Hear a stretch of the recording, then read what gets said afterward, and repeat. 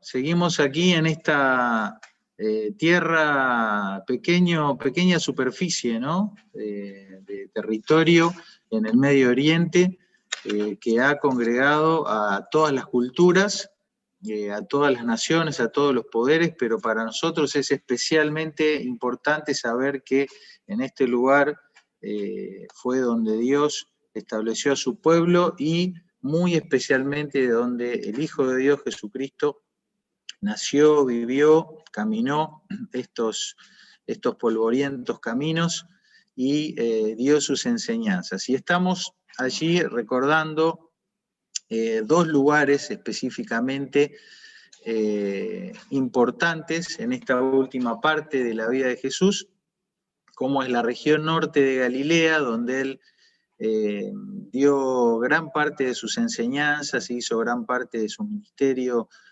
sobre todo el servicio de sanar a tantos enfermos, y ya va camino hacia Jerusalén. Hemos tenido una pausa en el último mes, donde nos detuvimos a ver aspectos particulares de la persona de Jesús, vinculados con la figura del siervo de Dios, el Hijo del Hombre, el Hijo de Dios, y ahora volvemos a ver algunos acontecimientos históricos. Hoy vamos a romper un poquito la cronología, por cuestiones de agenda. El hermano que va a tomar el estudio que cronológicamente correspondería va a estar el domingo próximo, si Dios quiere, y hoy vamos a hacer un saltito y nos vamos a ir a Jerusalén.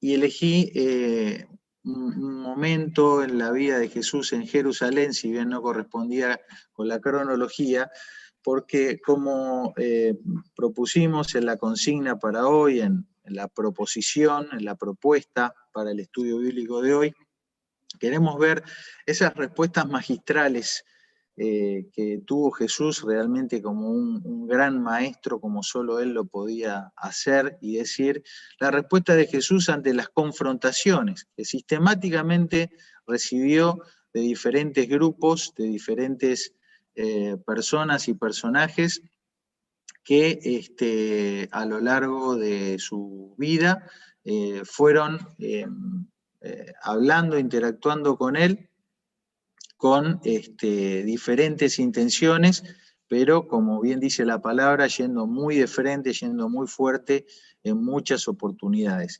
Y de todas esas confrontaciones que Jesús experimentó a lo largo de su ministerio público, bueno, hoy elegí una que me parece realmente una de las más significativas.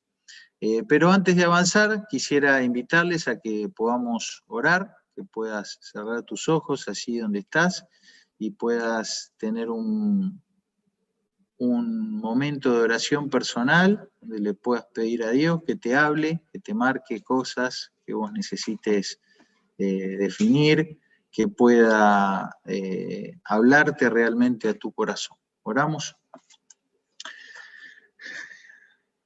Dios, queremos en este momento descansar de todo pensamiento, reposar en las cosas que van surcando nuestra cabeza, incluso cuestiones ahí de nuestro hogar, donde estamos cada uno de nosotros, cuestiones domésticas, y tomarnos estos 20, 30 minutos para sensibilizarnos especialmente a tu voz, que podamos oírte y que no sea simplemente escuchar, sino efectivamente oír con una mente abierta, con un corazón sensible, para que la semilla de tu palabra caiga en buena tierra, germine y dé un fruto especial en cada uno de nosotros. Te pedimos esto de todo corazón y lo hacemos en el nombre y por los méritos de Jesús. Amén.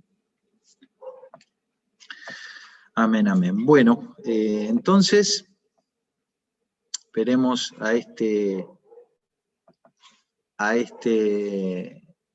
más que un rabino en su respuesta magistral ante la confrontación. Y dice así, uno de los 3 relatos que hay. Este relato se encuentra en Mateo, en Marcos y en Lucas.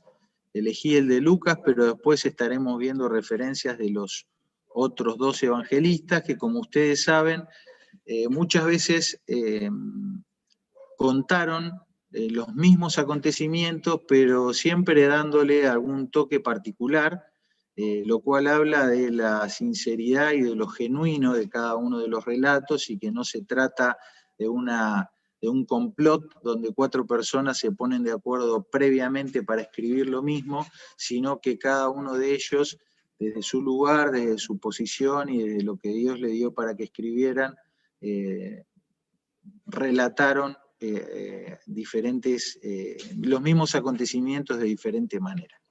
Dice el pasaje así: procuraban los principales sacerdotes y los escribas echarle mano en aquella hora, porque comprendieron que contra ellos había dicho esta parábola, pero temieron al pueblo, y acechándole enviaron espías que simulasen justos, a fin de sorprenderle en alguna palabra, para entregarle al poder y autoridad del gobernador. Y le preguntaron diciendo: Maestro, sabemos que dices y enseñas rectamente, y que no haces acepción de personas, sino que enseñas el camino de Dios con verdad. ¿Nos es lícito dar tributo a César o no? Mas él, comprendiendo la astucia de ellos, les dijo: ¿por qué me tentáis? Mostradme la moneda. ¿De quién tiene la imagen y la inscripción? Y respondiendo dijeron: de César. Entonces les dijo: pues dad a César lo que es de César, y a Dios lo que es de Dios. Y no pudieron sorprenderle en palabra alguna delante del pueblo, sino que, maravillados de su respuesta, callaron. Vamos a ir desglosando un poquito lo que aquí nos va contando Lucas, y lo primero que él nos dijo es que procuraban los principales sacerdotes y los escribas echarle mano en aquella hora, porque comprendieron que contra ellos había dicho esta parábola. ¿Y de qué parábola hace referencia? Bueno, no es a la parábola de los futbolistas, pero sí es una parábola donde, como en la jerga del fútbol se dice, Jesús fue con los tapones de punta hacia su auditorio. Pueden leerla luego, está en los primeros versículos del capítulo 20 de Lucas, y básicamente la parábola les va diciendo a esta gente, a estos líderes, que ellos, siendo responsables por cuidar al pueblo de Dios y por guiar al pueblo de Dios, no lo supieron hacer, e incluso cuando Dios mismo envía a su Hijo para que ellos, como siervos de Dios, den cuenta, ellos terminan matando al propio Hijo del Señor, ¿no? Entonces, estos labradores, porque es una parábola que tiene que ver con la labranza, estos labradores malos habían sido totalmente descalificados y desechados por parte de Dios.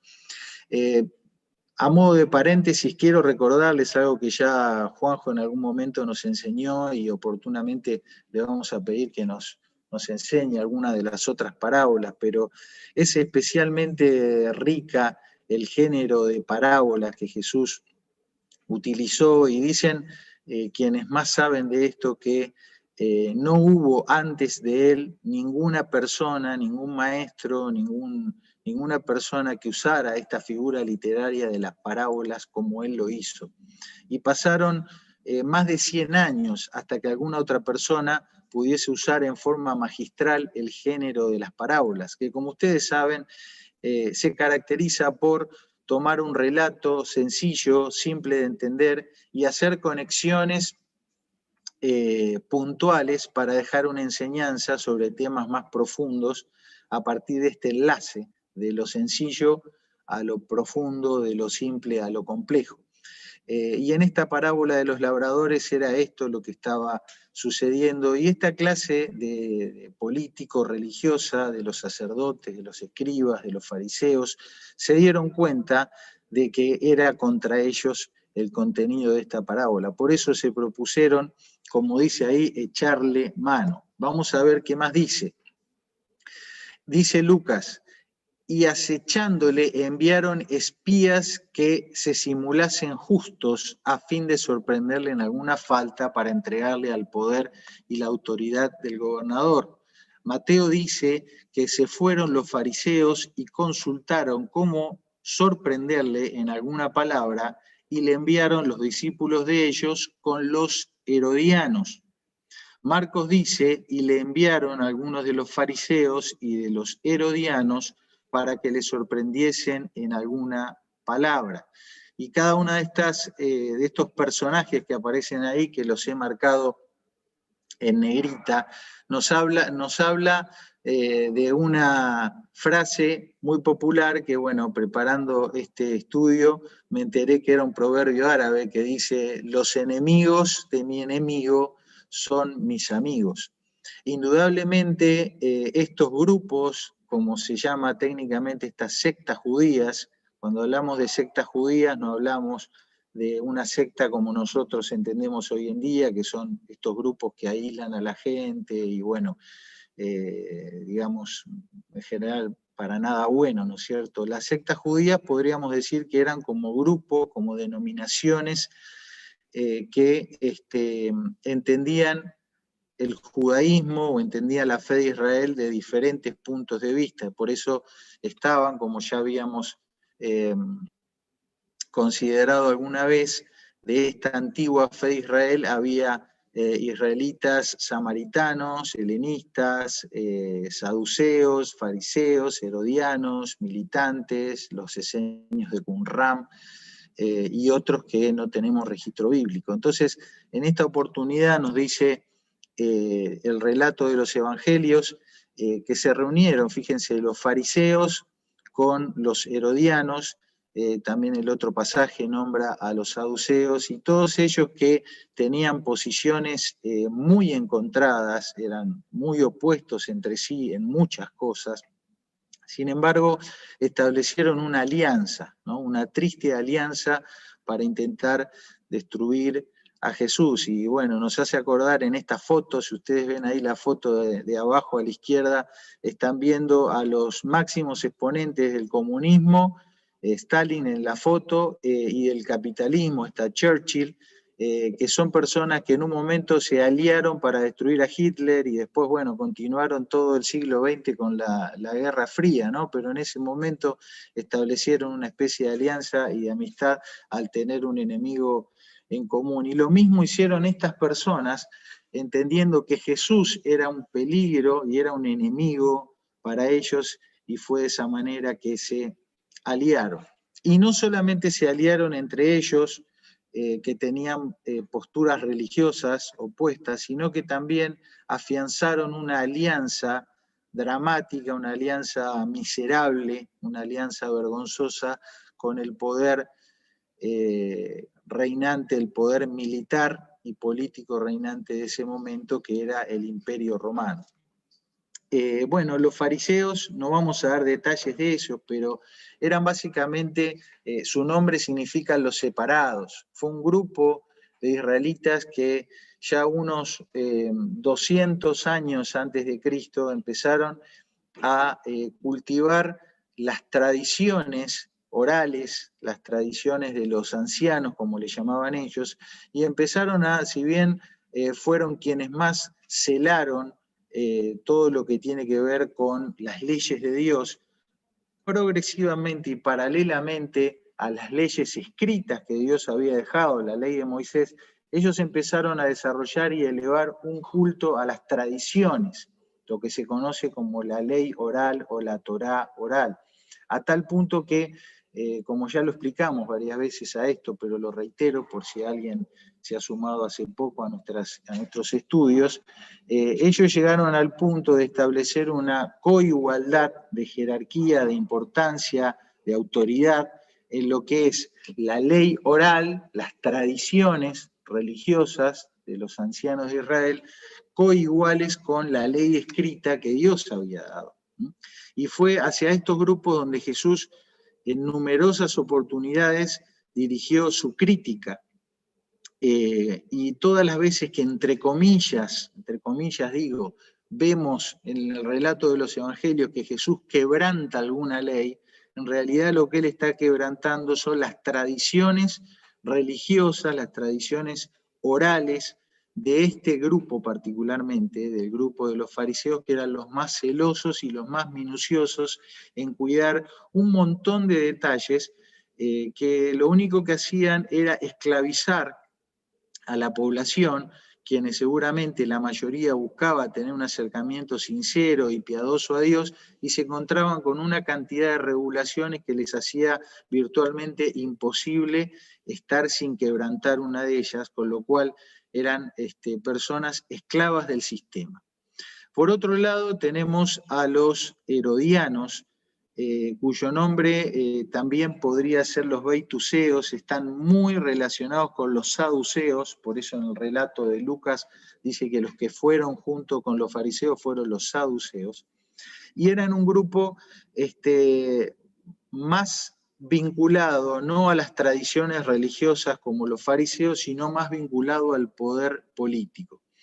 Los saduceos eran quienes administraban, regenteaban, vamos a decir así, el templo, y como todos sabemos era un lugar donde había mucha ganancia. Por eso hubo un momento donde Jesús trató a toda esta gente como una cueva de ladrones, ¿no? Esta posibilidad de regentear el templo y de ganar mucho dinero con todo el circuito religioso, vamos a decir, con el merchandising que había alrededor de los cultos, estaba también muy vinculado con el poder político. Herodes, que había sido Herodes el Grande, fue ese rey que reinó y lideró en la época del nacimiento de Jesús y antes de él, y luego sus descendientes, que también se llamaban Herodes, fueron personas cercanas al pueblo de Israel, pero también con un poder político delegado por el Imperio Romano muy fuerte, con lo cual era un coqueteo permanente entre ambas cosas. Estas personas también vieron peligrar su estabilidad, vieron que su kiosquito peligraba cuando Jesús venía con estas ideas y estos planteamientos de traer salubridad, sanidad a todas estas distorsiones que esta gente cometía. Y por otro lado tenemos a los personajes del Imperio Romano, que ahí en el pasaje se los nombró, es decir, fariseos y herodianos, querían que Jesús pise el palito para poder entregárselo en bandeja al gobernador. Y este gobernador era nada más y nada menos que Poncio Pilato, de quien hablaremos, ya hemos hablado y hablaremos oportunamente cuando veamos el tiempo de la crucifixión de Jesús, y detrás del gobernador Pilato estaba Tiberio César, de quien ya también hemos analizado, era un pervertido sexual, un corrupto, un degenerado, pero era el dueño del circo, ¿no? Era el emperador, era el César o el Kaiser, de ahí viene la palabra Kaiser en alemán, de César, que era un título mayor que el de rey. El César era un dios. Eso era la forma en la que él se veía, realmente como un dios, como un hijo de los dioses, muy por encima de cualquier otro rey. Por eso Herodes en su momento había sido reconocido como rey de esa región de la llamada Palestina, de la tierra de Israel. Él era rey, no había problema que Herodes sea rey, porque por encima del rey, ¿quién estaba? César. Estaba el Dios, ¿no? El Dios con minúscula, pero ellos así se lo creían y así lo asumían. Bueno, como hemos dicho, ellos buscaban sorprenderle en alguna palabra para entregarle. Viniendo ellos, le dijeron: sabemos que eres hombre de veraz, que no te cuidas de nadie, que no miras con apariencia la apariencia de los hombres, sino que con verdad enseñas el camino de Dios. Esto, como diríamos nosotros en buen criollo, era dorarle la píldora, puro humo, puro chamullo, para ganarse la confianza y después poder hacerle pisar el palito a Jesús.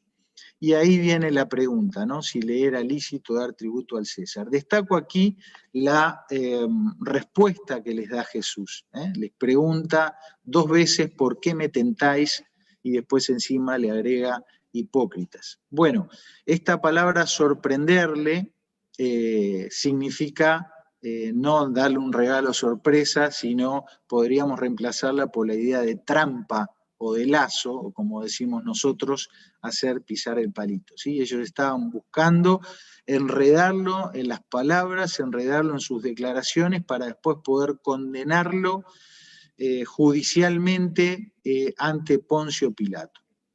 Y Jesús les pregunta o les cuestiona por qué lo vienen a tentar. Y quería aprovechar para aclarar esta palabra, qué significa que Jesús fue tentado por esta gente. Sabemos que en su condición como hijo de Dios, como Dios mismo, dice la Biblia que Dios no puede ser tentado, ni Él tienta a nadie. Sin embargo, debemos aclarar qué significa la palabra tentar. Para nosotros en el castellano siempre tiene una connotación de como una incitación al pecado, ¿no? Como lo vemos como una palabra que tiene una connotación mala, negativa, o vinculado a alguien que está deseando pecar y se encuentra ante una posibilidad de pecar.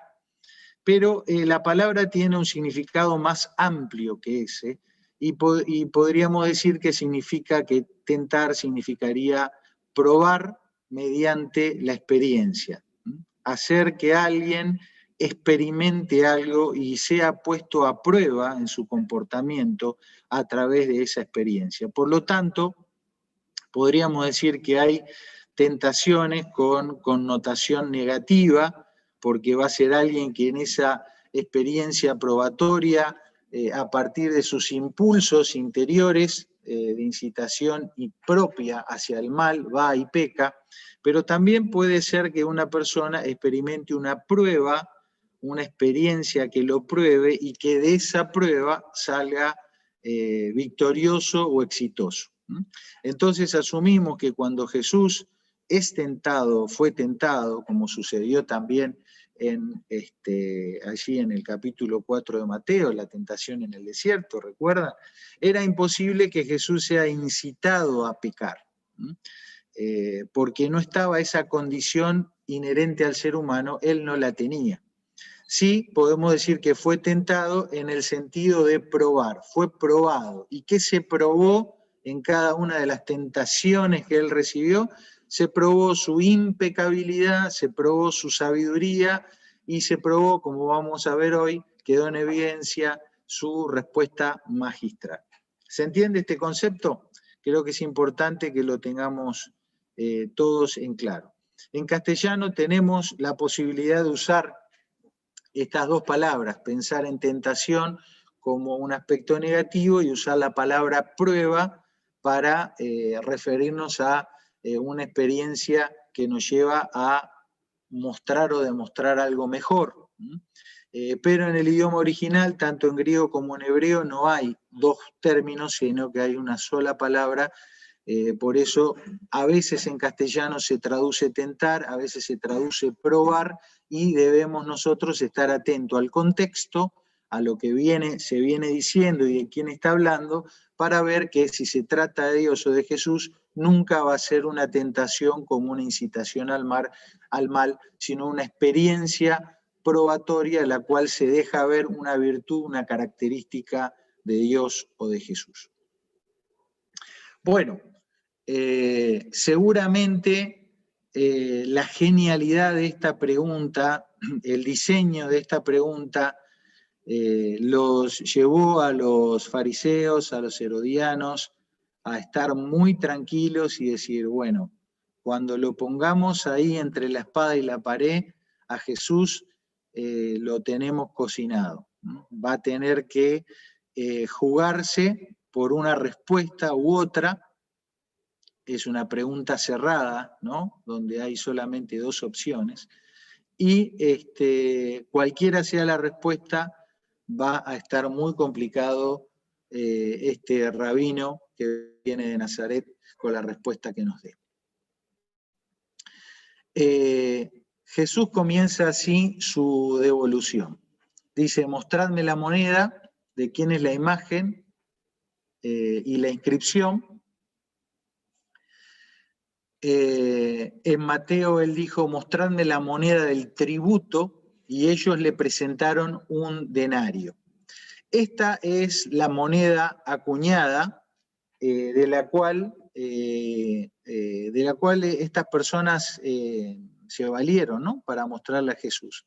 Como pueden ver ahí, en el anverso de la moneda encontramos la imagen de Tiberio Augusto, Tiberio César, divino Augusto. Algo así diría en latín, sepan disculpar, no es lo mío, apenas el castellano. Y del otro lado, en el reverso de la moneda, la inscripción que dice Pontífice Máximo. Pontífice Máximo. Vean ustedes cómo esta idea de Pontífice Máximo hace referencia a él como Dios. Es una referencia a la deidad. El sumo pontífice. Esta era la manera en la cual Tiberio se describía a sí mismo. El César, el Dios, el hijo de Augusto, divino y sumo pontífice. Cualquier coincidencia con otros personajes que al día de hoy se hacen, se dan estas atribuciones, cualquier coincidencia no es pura casualidad, sino que tiene que ver con una misma intencionalidad y con un mismo rasgo cultural, ¿sí? Porque la cultura y la forma de ver la vida y el mundo que tuvo el Imperio Romano también se ha trasladado y ha contaminado algunas denominaciones religiosas. Acá alguien hace un comentario en el chat. En nuestra cultura formoseña solemos decir, dejá de tentarme, para dar cuenta de esa acepción del juego de palabras, ¿sí? Bueno, así es exactamente. Provocar a alguien a una experiencia, en general se provoca a la persona, se la prueba para que salga lo peor de ella, ¿no? Eso suele pasar con mucha frecuencia, y fue en el sentido que los fariseos y los herodianos pensaron que podían llegar a generar en Jesús, pero nada que ver, ¿no es cierto? Bueno, mandamos un saludo a Andrea, gracias por tu aporte, Andrea. Bueno, veamos un poquito más acerca de esta moneda, porque son conceptos que nos permiten entender mejor todo lo que pasó en esa escena, ¿no es cierto? La moneda era la moneda del tributo o la moneda del censo. Este era un impuesto, era un tributo que se pagaba per cápita, por cabeza, ¿sí? Era el tributum capitis, para lo que se acuñaban estas monedas llamadas denario, de plata, un denario de plata. ¿Qué era el tributum capitis? ¿Qué era la moneda del tributo? Bueno, era un impuesto, uno de los impuestos que Roma le exigía a cada uno de los habitantes dentro del imperio, ¿sí? ¿Para qué se usaban estos fondos? Se usaban para financiar la misma ocupación del ejército. Imagínense qué alienante, qué vergonzoso habría de ser para un judío tener que estar pagando un impuesto y saber que ese dinero iba para financiar su propia esclavitud, el propio dominio que el Imperio Romano ejercía sobre ellos, ¿sí? No era un impuesto caro, porque bueno, era un día de trabajo, no era la gran cosa.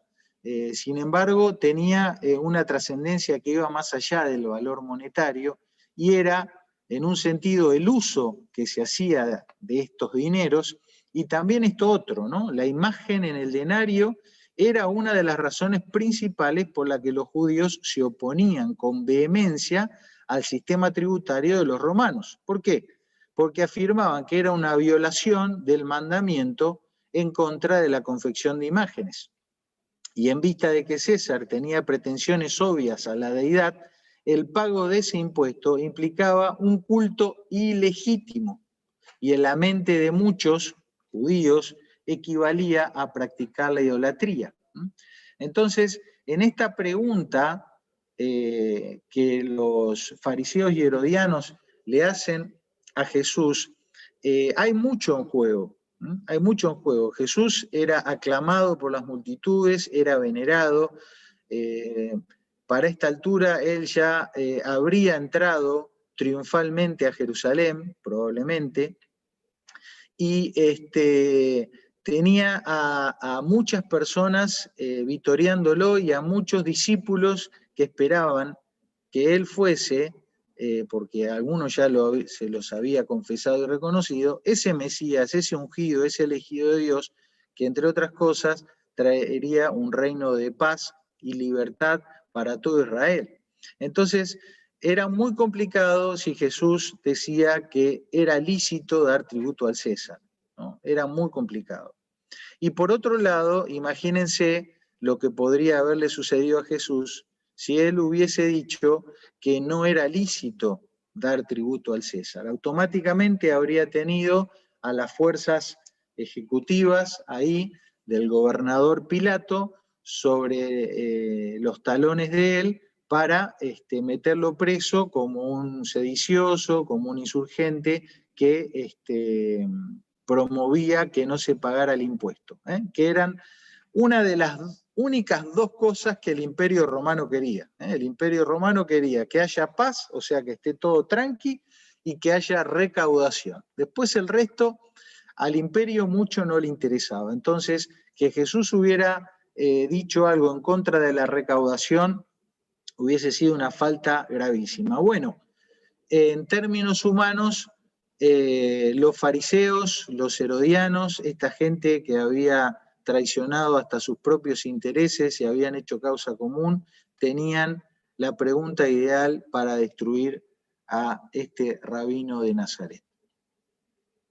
Sin embargo, Jesús lo hizo simple. Me acordé de esta imagen porque en el curso de método de estudio bíblico recordamos esta sigla, ¿no? El método KISS, dice en inglés, manténlo simple, tonto, o manténlo tontamente simple.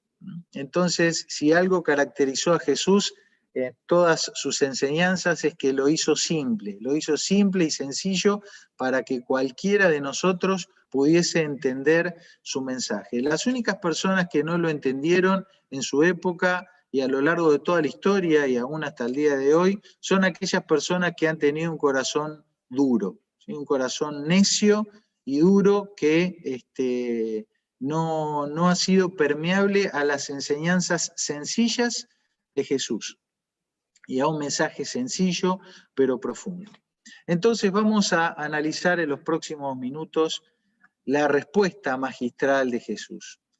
Dice, bueno, si la moneda tiene la imagen de César, entonces dad a César lo que es de César y dad a Dios lo que es de Dios. Esta palabra dar da la idea de un acto voluntario, podría traducirse como regalar o renunciar o devolver, la idea de pagar una deuda, en definitiva, entregar voluntariamente. Entonces Jesús acá le llama a esta gente y de alguna manera también a cada uno de nosotros a pensar en esto, en dar a César y lo que César representa hoy en día, lo que le pertenece, o a devolvérselo, a pagar las deudas correspondientes con el poder político, con los gobernadores de turno, pero hacer exactamente lo mismo con Dios. Así que, terminada esta no pequeña introducción,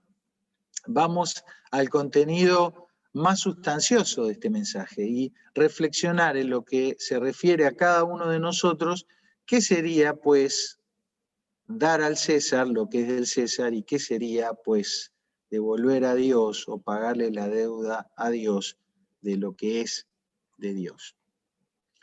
Y vamos a hacer una pequeña lista, ¿no?, de algunas cosas que tienen que ver con nuestra condición de hijos de Dios y en aquellos que hemos decidido seguir a Cristo como nuestro Salvador, como el Señor de nuestra vida.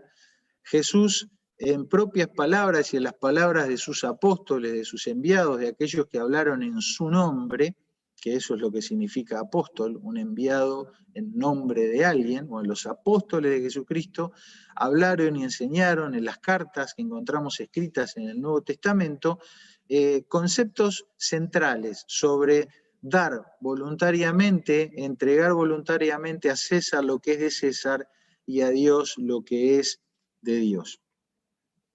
Fíjense, dice Pablo en la carta que le escribe a los romanos: pagad a todos los que debéis. Al que tributo, tributo. Al que impuesto, impuesto. Al que respeto, respeto. Y al que honra, honra.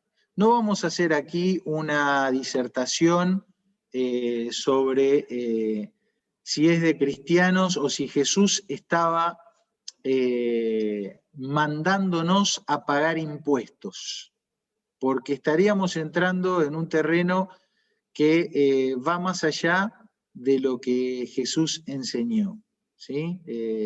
Toda la carga impositiva tiene una filosofía detrás, hay conceptos que vienen de la sociología, de la economía, de las diferentes posiciones políticas que los países han tomado a lo largo de la historia, y no es nuestro tema, no es nuestro tema.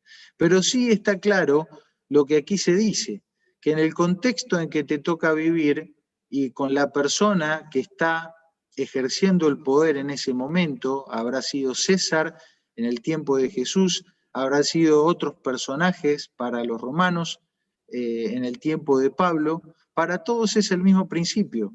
Si debes, pagá. Si es tributo, tributo. Si es impuesto, impuesto. Si es respeto, respeto. Y si es honra, honra. Y conservamos el mismo principio del quis, mantenerlo simple. Es simple lo que tenemos que hacer. Fíjense Pedro, dice así: por causa de, fíjense de quién, no es por causa del partido político que haya ganado las elecciones, sino por causa del Señor. Someteos a toda institución humana, ya sea al rey como a superior, y a los gobernadores como por él enviados. Acá hay un concepto que a veces nos olvidamos, y es que en el tablero de ajedrez de Dios, él también permite que ciertos personajes lleguen al poder con propósitos que a veces solo Dios sabe, que nosotros nunca vamos a entender. ¿Por qué hay en la voluntad permisiva de Dios un lugar para personajes que ostentaron el poder y fueron nefastos para la historia de la humanidad? Pero la Biblia nos dice que en algún sentido y de alguna manera, probablemente incomprensible para ti y para mí, estos personajes han sido enviados por Dios.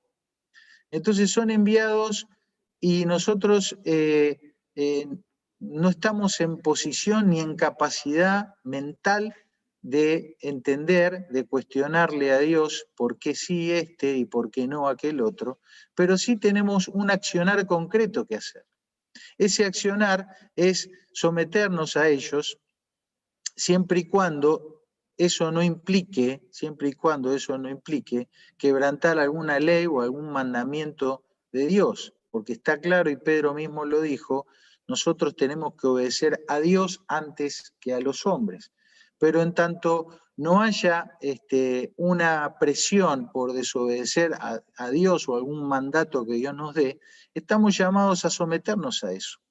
Dice luego, porque esta es la voluntad de Dios. Fíjense, que haciendo el bien hagáis callar la ignorancia de los hombres insensatos, como libres, pero no como los que tienen libertad como pretexto para hacer lo malo, sino como siervos de Dios. Honrad a todos, amad a los hermanos, temed a Dios, honrad al rey.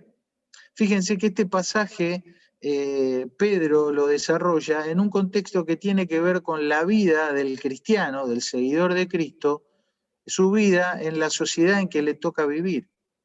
Y en ese contexto somos llamados a hacer la voluntad de Dios, ¿cómo? Haciendo el bien.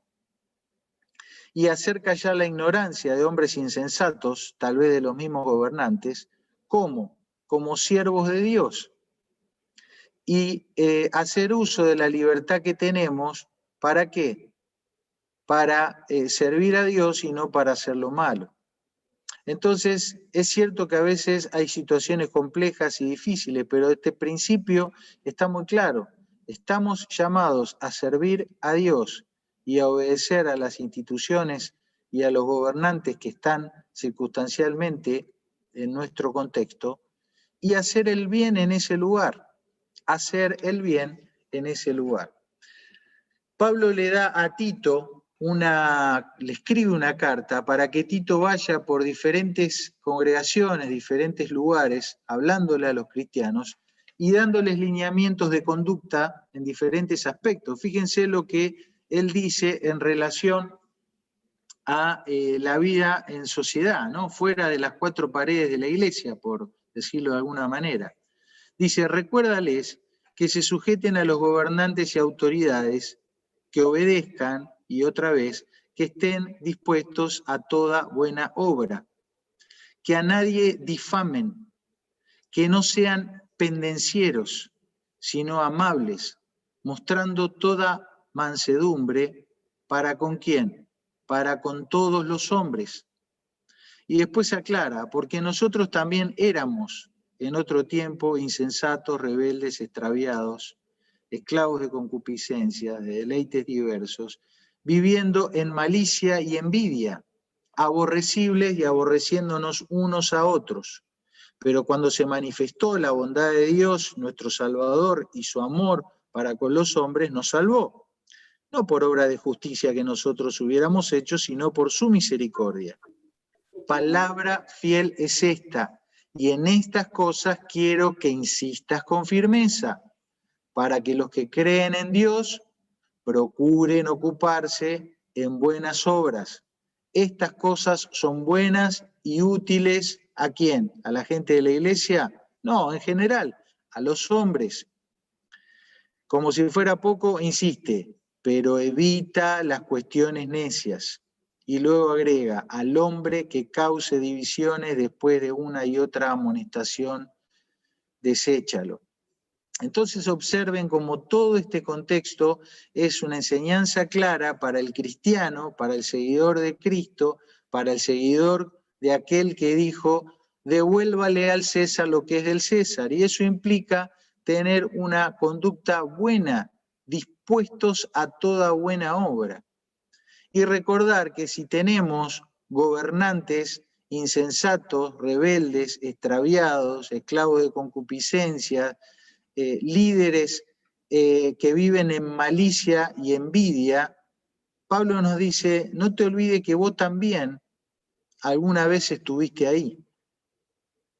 Entonces eso nos da la posibilidad de tener una mirada misericordiosa, una mirada compasiva contra aquellos que tal vez están ahora en el gobierno y están delinquiendo.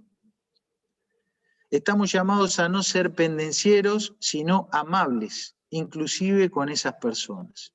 Entonces, creo que con estas definiciones, muchas de los debates y de las discusiones que muchos seguidores de Cristo hacen en las redes sociales están de más y están fuera de lugar. Entonces, ninguno de estos versículos dice que uno tiene que tener una actitud pasiva.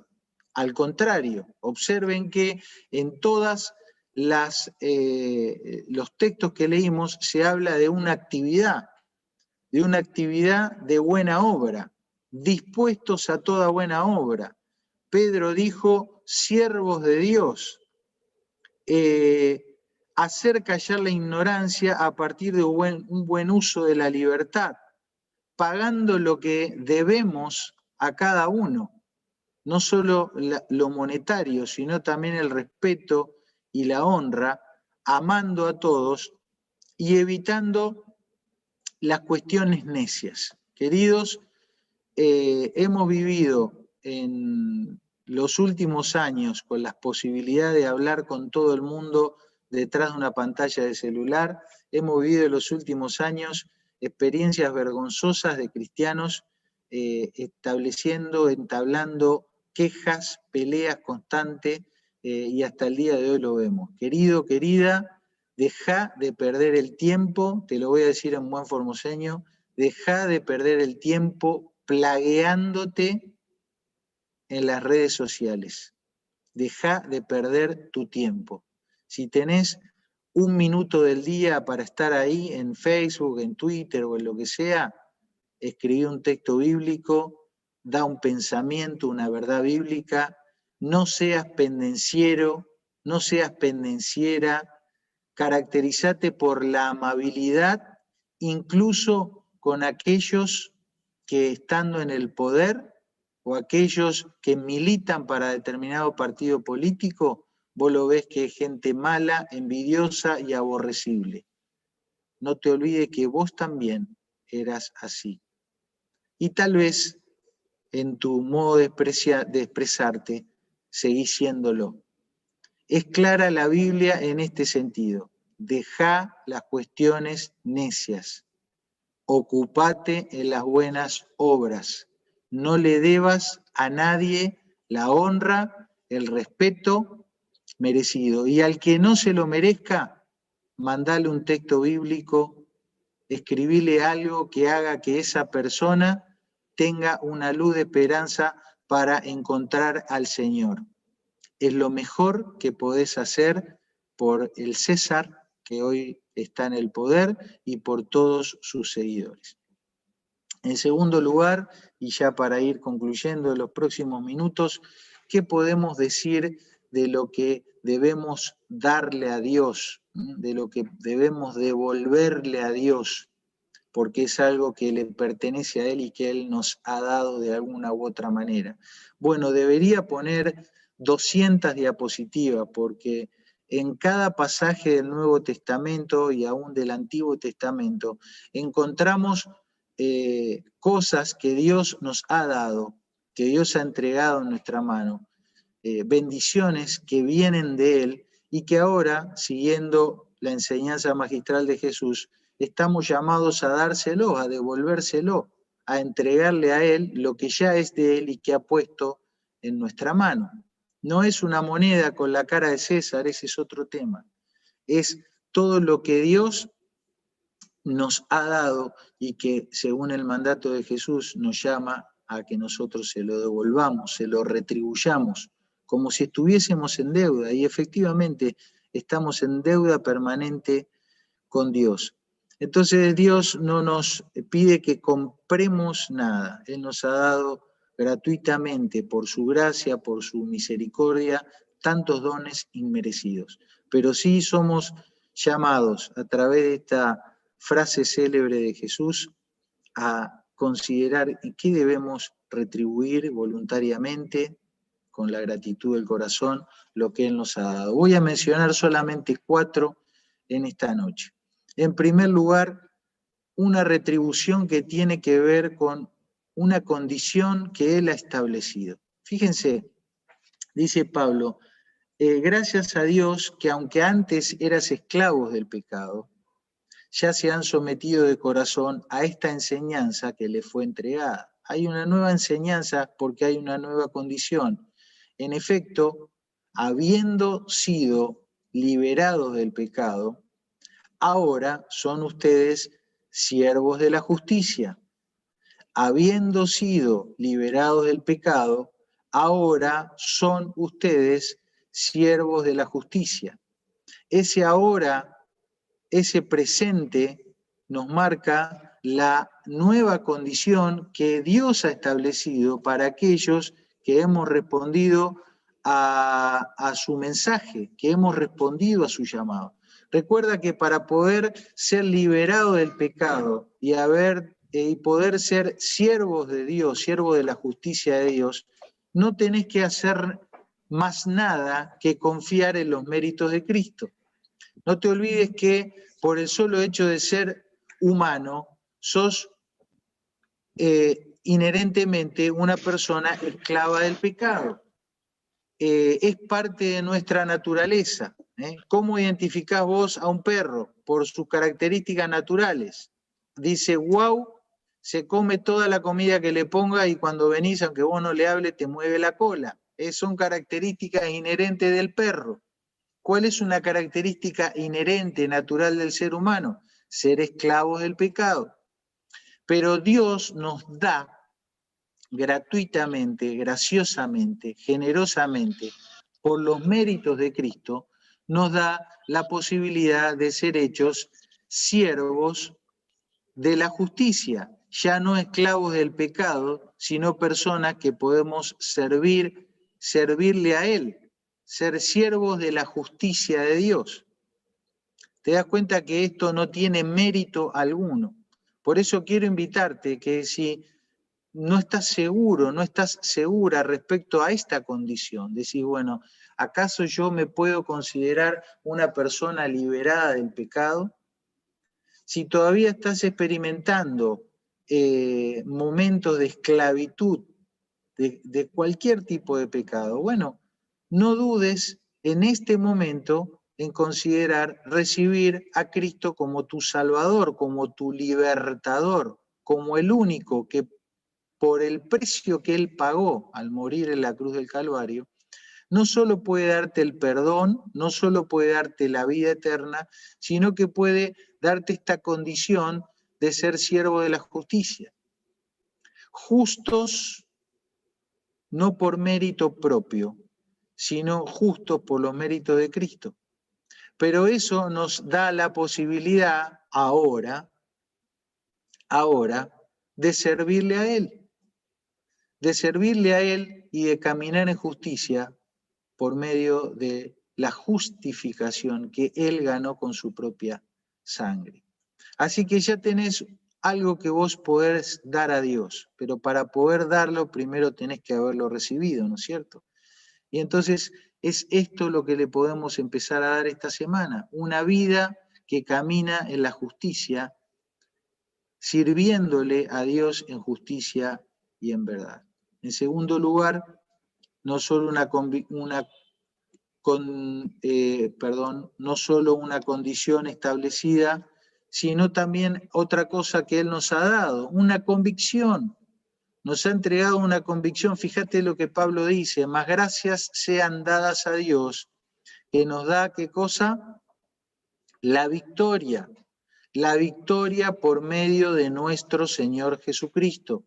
Así que, y acá viene la oportunidad que tenés de dar a Dios lo que Dios te ha dado la victoria por medio de Cristo, así que ¿qué podés hacer vos? ¿Qué puedo hacer yo en esta semana para darle a Dios lo que es de Dios? Estar firmes y constantes, creciendo en la obra del Señor siempre. Muy fácil. Jesús lo mantiene fácil, Dios lo hace fácil en su palabra. ¿Qué nos da Él? Nos da la victoria, nos da esta convicción de que podemos caminar en victoria, porque no es una victoria que dependa de nosotros, sino que depende de los méritos y de la obra de Cristo. Entonces, ¿cómo le podés dar a Dios esta semana? Le podés dar a Él una vida en firmeza, una constancia en las cosas del Señor, una vida de crecimiento en tu comunión con Él, crecimiento en el aprendizaje de Él, crecimiento en involucrarte en actos de servicio en tu comunidad, en la iglesia, en todas las oportunidades que tengas de servir a Dios en la obra de Dios.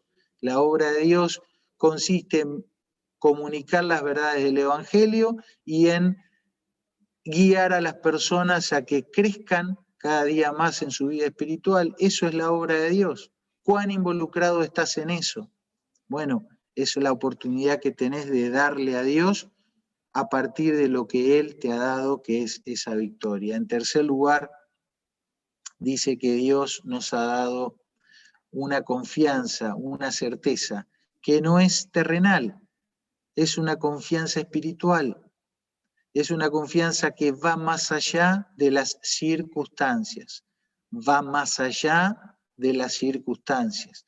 Por eso Pablo dice, asimismo, lo que estamos en este tabernáculo, esa es una metáfora, tiene que ver con el cuerpo, ¿no? Con lo que pasamos todos los días, dice, gemimos con angustia.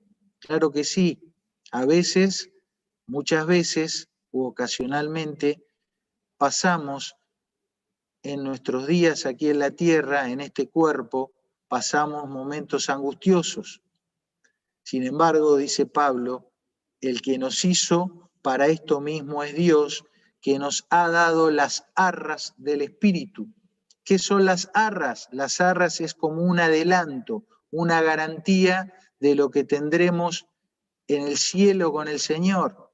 Entonces, ¿qué nos ha dado Dios? Nos ha dado esta confianza espiritual de que hoy podemos ya experimentar espiritualmente lo que ha de ser la vida celestial. Entonces, aunque en este cuerpo podamos gemir con angustia por las circunstancias adversas que nos tocan vivir, podemos al mismo tiempo tener una confianza espiritual y un adelanto de lo que ha de ser la vida en el cielo. Caminamos con los pies en la tierra, pero con la mirada en el cielo. Así que, y ahí tenés lo que podés dar esta semana, vivimos confiados siempre. ¿Por qué? Porque andamos por fe y no por vista. Caminamos mirando y confiando en la fidelidad de Dios, que Dios no cambia, que sus promesas son verdaderas, que su poder es real, que su cuidado es permanente y que su soberanía es inalterable. Por tanto, todo lo que nos pase, aunque gimamos con angustia en el cuerpo, sabemos que tenemos la garantía y el adelanto del Espíritu.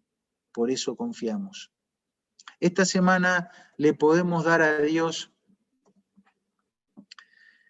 ese servicio en justicia, haciendo un uso práctico de esa condición que Él nos ha dado. Somos libres del pecado y siervos de la justicia. Tenemos que verlo, tenemos que ver eso en nuestro accionar semanal.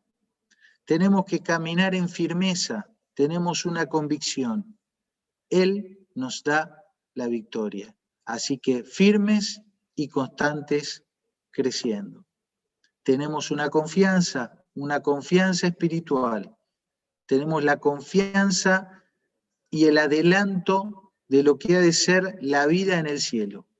Y aunque el cuerpo gima con angustia, podemos estar confiados y caminar por fe, como viendo al invisible, con los pies en la tierra, pero con la mirada en el cielo. Quiero terminar con lo que el rey David dijo y lo que escribió, porque creo que es un resumen o es una expresión abarcativa de todo lo que Dios es y representa para nosotros, y a su vez Él hace una declaración de lo que nosotros tenemos que darle a Él. Observen.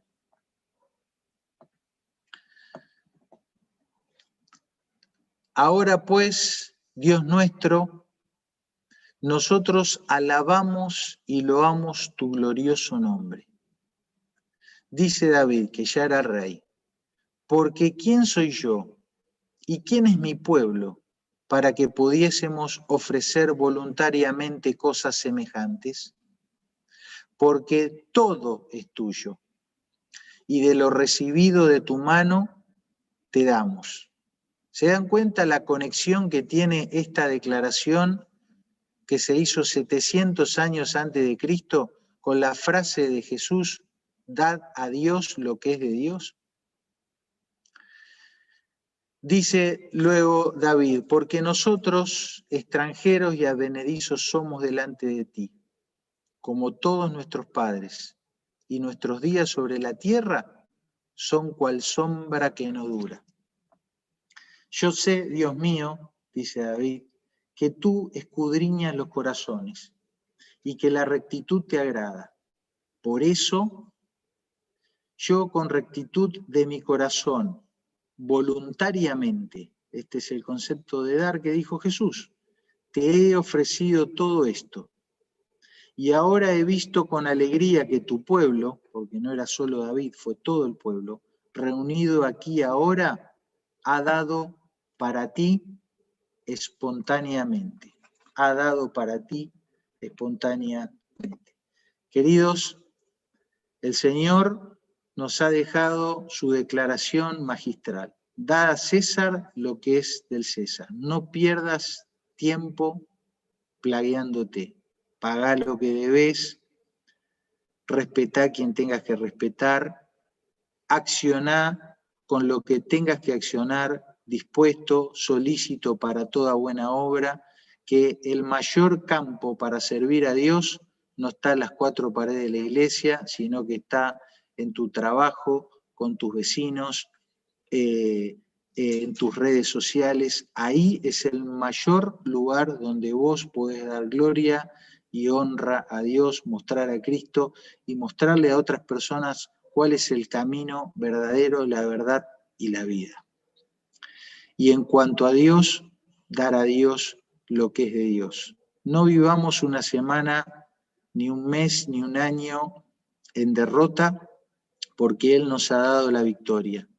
No vivamos una vida estancada o tal vez mirando el pasado, ¿no? Viste como se dice, todo tiempo pasado fue mejor. Eso a veces es un engaño, lamentándonos de lo que no fue, de lo que ya pasó, de lo que no se repite. Vamos firmes y constantes creciendo en la obra del Señor siempre.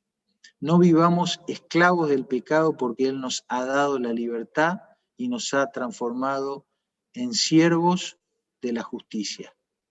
Recordemos que todo es suyo y tenemos en esta semana la oportunidad de lo recibido de su mano, de darle a Él. Démosle con rectitud de corazón, voluntariamente, ofrezcámosle con alegría y démosle para Él espontáneamente lo que Él se merece. Entreguémonos al Señor en consagración entera. Te invito a orar para terminar y quiero hacer un llamado especial a todas aquellas personas que están aquí compartiendo con nosotros Zoom, YouTube, Facebook, y que no tengas la convicción de que Cristo sea tu Salvador. Si todavía experimentás esa sensación de esclavitud, te puedo asegurar que es porque todavía no experimentaste la salvación que Cristo da. No importa si hace mucho venís a la iglesia, no importa si oraste muchas veces, no importa si levantaste la mano en un culto o en 30 cultos, si no estás experimentando libertad y una vida en justicia, difícilmente puedas decir que Cristo es tu Salvador. Es una contradicción. Por eso te invito a que en esta noche des ese paso de confiar plena y exclusivamente en los méritos de Cristo, en la fidelidad de Cristo, para que Él te transforme y deje de ser un esclavo del pecado para ser un siervo de la justicia. Este es tu momento, es tu oportunidad. Te invito a que cierres los ojos, ores a Dios y le digas: Dios, en esta noche mis pecados están delante de ti. Quiero descansar en los méritos de Cristo, depositar mi confianza en la fidelidad de la vida y la obra perfecta de Cristo Jesús y aceptarlo como mi Salvador y como el Señor de mi vida. Señor, hazme libre de la esclavitud del pecado. Transfórmame en un siervo de tu justicia. Dame la victoria que yo no puedo conseguir. Guíame a vivir firme, constante y creciendo en tus cosas. Señor, acepto y recibo todo lo que viene de ti, tu perdón, tu amor, tu salvación. Me comprometo ante ti a vivir en este día y cada día, entregando voluntariamente, alegremente, de corazón sencillo y sincero, mi vida para servirte. En el nombre de Jesús. Amén. Amén, que Dios les bendiga.